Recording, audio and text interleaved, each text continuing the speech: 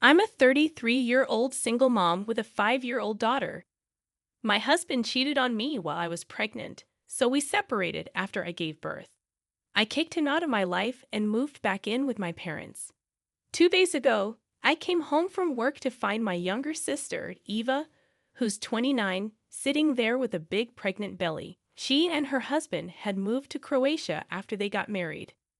Surprisingly, I felt happy about her being pregnant, even though she's always been mean to me. For some reason, she never liked me and thought she was better than me. She used to manipulate our parents against me, and because she's younger, she often got away with it. Despite being younger, she's bigger and stronger than me. Despite my petite and lean physique, if my sister, Eva, grabbed my wrist, I couldn't break free. Even though it was evident to anyone that I couldn't physically overpower her, my parents never believed me when I told them she had beaten me. They dismiss it, saying she's my younger sister. How could she possibly harm me? So, I kept my distance from her, only speaking when necessary. Fortunately, I got the chance to move out for high school, which was a relief from her presence. Now that monster is back in my life, and seeing her pregnant, I assumed she was here for her postpartum period. When I asked Mom how long she was planning to stay, Ava overheard and shouted from the living room that she's here to stay, questioning if I had a problem with that. She hasn't changed one bit, still as narcissistic as ever. Mom explained that Eva's husband got a transfer back to the States, and since Eva is pregnant, they believe staying with our parents is best for her. They can take care of her during pregnancy and after childbirth. When I asked Mom if she had time to take care of her, she timidly replied that she had to. Eva is still young, and they think she can't raise her child alone. I was speechless, really. Eva is 29 and can't handle raising her child alone. I was 27 when I had my baby, and I managed my postpartum period alone because my husband was busy. Even my mom didn't come to help. She said it was something I needed to learn as a mother. Now, with her golden child pregnant, my mom is ready to step in as a nanny, such a hypocrite. Their favoritism has always been clear, which is why I've kept my distance. When I separated from my husband, I rented a house instead of moving in with my parents. But Dad insisted I live with them, saying their house was too big for just the two of them, and they could watch over my daughter while I worked. He suggested I pay rent to them instead of to someone else, which seemed fair, especially since I was dealing with so much emotional turmoil. Pregnancy, postpartum struggles, my husband's infidelity, and divorce. I moved in with them, not facing any major issues except that the promised support to watch over my daughter faltered. Mom only agreed to babysit a few times. Most of the time, I had to hire a nanny. She claimed she couldn't babysit full-time, so I needed to find someone else to help. While Mom could oversee the nanny's work, she seemed more interested in being a baby monitor herself. Quite ironic, if you ask me. Despite the circumstances, I figured having Mom around was better than leaving my daughter with a stranger. So I hired a full-time nanny as well. It's disheartening to see Mom fussing over my sister, providing her with food, meds, and supplements. She never did any of that for me during my 9 months of pregnancy. She barely visited me, and only once after I gave birth. Ever since I learned that Eva is staying permanently, I've had this gut feeling that something's up. How could they agree to let her move in for good? Our house isn't that big. I'm happy to move out. But my daughter is too young to be left alone without supervision. Even though Mom doesn't exclusively babysit her, it feels safer having her around. If I moved out, I'd always need a babysitter at home, and I'm not sure how safe it is to leave my kid with a stranger. I know I might come off as a clingy mom, but hey, I'm a single mother, and my daughter is my whole world. I might be overly protective, but what else can I do? She's my everything. Update 1. I'm so grateful for all the advice. It really helped calm my nerves. Unfortunately, my worst fears came true just 2 days after my last post. When I came home from work, I found all my belongings packed and placed on the front porch, with my daughter sitting quietly next to them. She looked so scared and upset. When I asked her who did this, she said it was Anne, and she had made her sit there for hours. I immediately asked where Grandma and Grandpa were, but my daughter didn't say anything. She just hugged me tightly, clearly terrified of Aunt Eva. I asked if Eva had hurt her or shouted at her, and she sobbed, saying that Eva was yelling things she didn't understand and was thrashing around all my belongings, which made her feel threatened. Furious, I stormed inside to confront Eva. She had the audacity to threaten me, saying something about messing with a pregnant woman and threatening to call the cops on me for harassment. I shot back, telling her I could call the cops on her for harassing my daughter while I was away. She just laughed and said I didn't have any evidence, claiming Mom was there when she packed my stuff. It became clear that Mom was on her side, and talking to Eva was futile. I called out for Mom, but there was no response. She had locked herself in her room. It became evident that they were all ganged up against me, with Eva's evil laugh confirming it. She looked at me with a smirk, reveling in my helplessness, and said, "Take a hint, you dumbass. No one wants you here. We packed for you to make it easier. Can't you see I'm pregnant and need space? Me and my child are staying here now. Get your lazy butt moving." Refusing to back down, I retorted, "I'm not going anywhere. I don't live here for free like you. I pay rent." But before I could say more, she charged at me, reminiscent of our childhood clashes. She mocked me, asking if I had a receipt or lease paper to prove it. I didn't, and she seized on that, calling me a loser and saying that's why my husband found solace in another woman's bed, because I'm useless. Realizing there was no point in arguing further, especially in front of my terrified daughter, I loaded my car with our belongings and left. There was nothing left to discuss.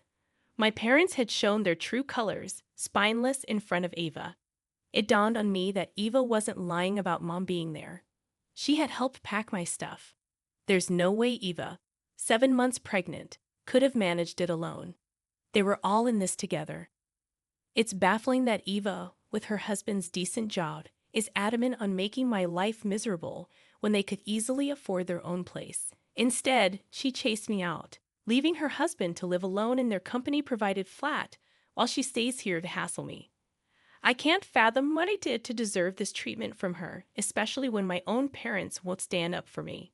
I had to check into a hotel for a week and scramble to find a new place to live. House hunting in such a short time frame felt impossible, especially with work and taking care of my daughter. No one wants a flatmate with a baby, but I managed to persuade a colleague who was looking for one. I assured her that my daughter wouldn't be a bother, and I'd leave as soon as I found a permanent place. Thankfully, she was understanding and let us stay. It's been 2 weeks living with my colleague, and I've finally found a place within my budget and close to both my workplace and my daughter's daycare. However, the existing tenant won't vacate for another month.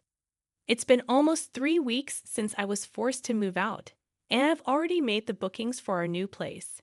However, my daughter is still shaken with fear, constantly worried that Aunt Eva will come after us and hurt us. It breaks my heart to see her like this. She struggles to describe exactly what Eva did to her, but she cries and says that Aunt Eva yelled at her, stared at her with wide eyes, and threatened to hit her if she cried. She still sobs and wets her bed out of fear of Eva. I feel utterly helpless seeing my daughter suffer like this. I can't even begin to imagine how scared and unsafe she must have felt that day. It's infuriating to think that Eva, who is about to become a mother herself, lacks any empathy for a child's fear. I'll never forgive her for what she's done. And if I ever get the chance, I swear I'll make her pay for it. Update 2. I've been waiting for an opportunity, and it finally came. As I mentioned, for the past year, I've been paying rent to live at my parents' house. Dad asked for an extra $5,000 on top of the rent, promising to return it later. I agreed, thinking I was helping him out. Little did I know, he was using my rent money and that extra $5,000 to pay the mortgage.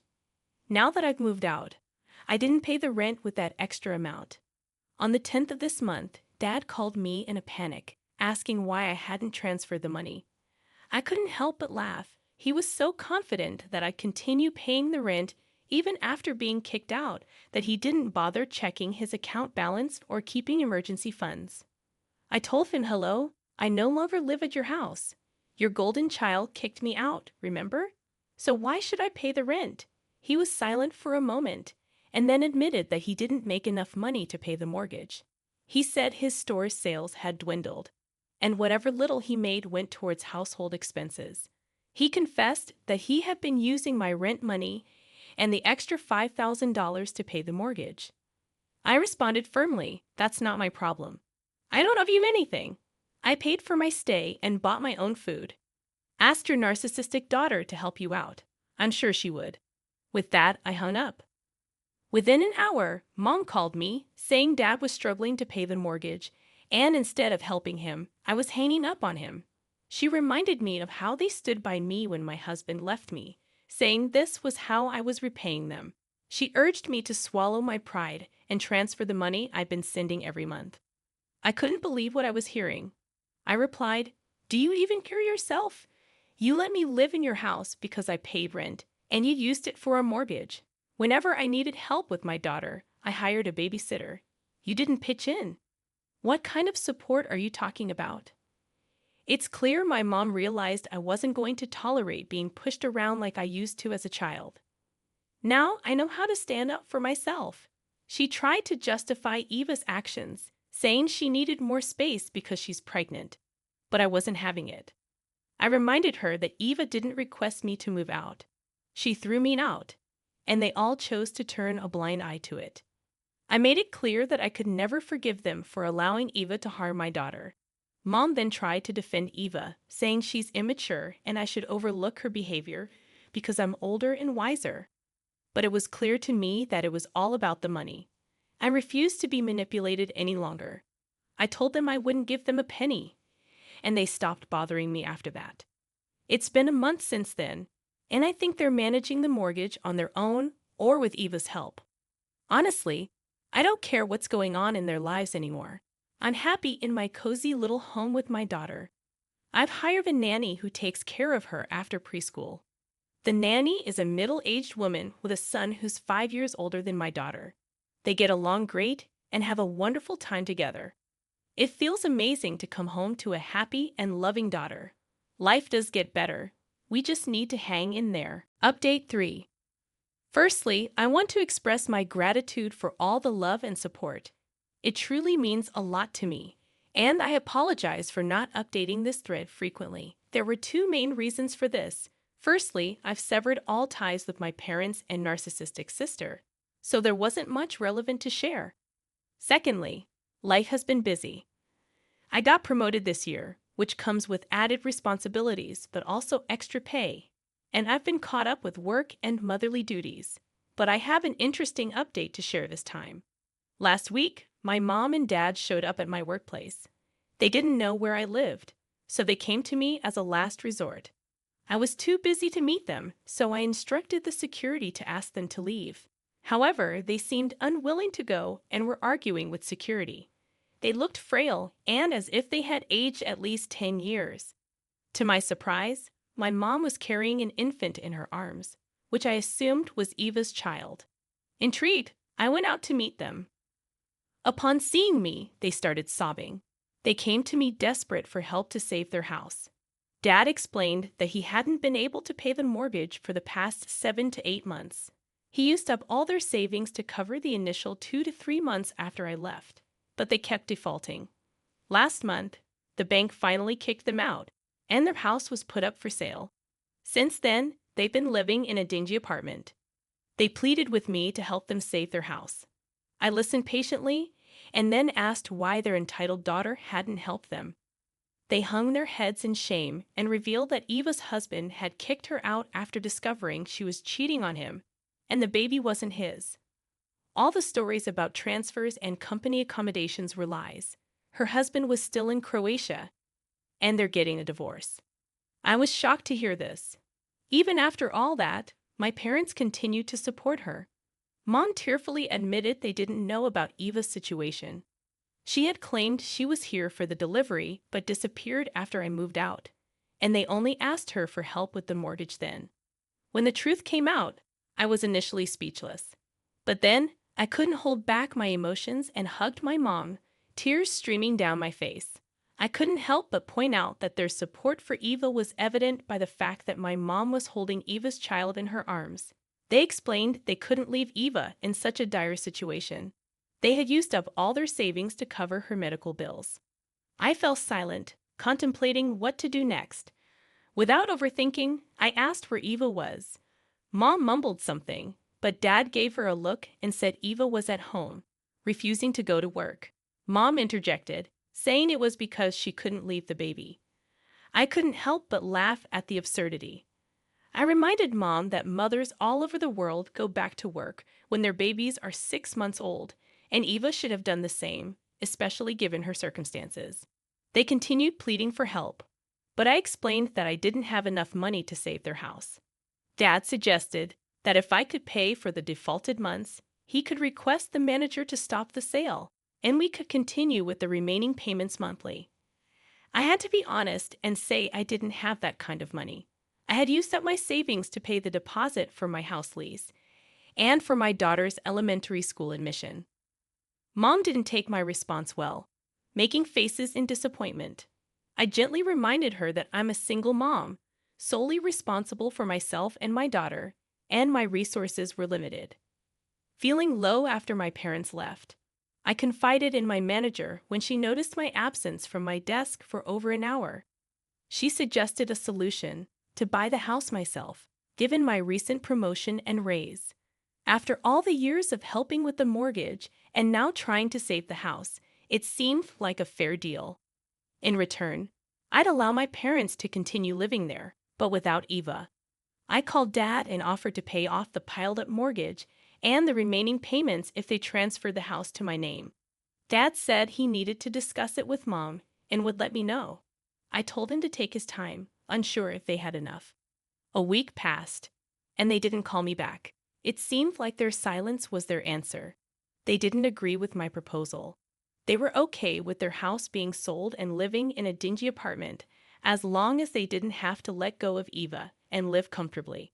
Driving home from work, I thought of passing by their house to see if the sale sign was up, but I decided against it. I made the decision to cut them out of my life a year ago, and I would stick to it. I don't want them back in my life. I'm happy and content living with my daughter, watching her grow and achieve new milestones. She's now in elementary school, and I couldn't be prouder.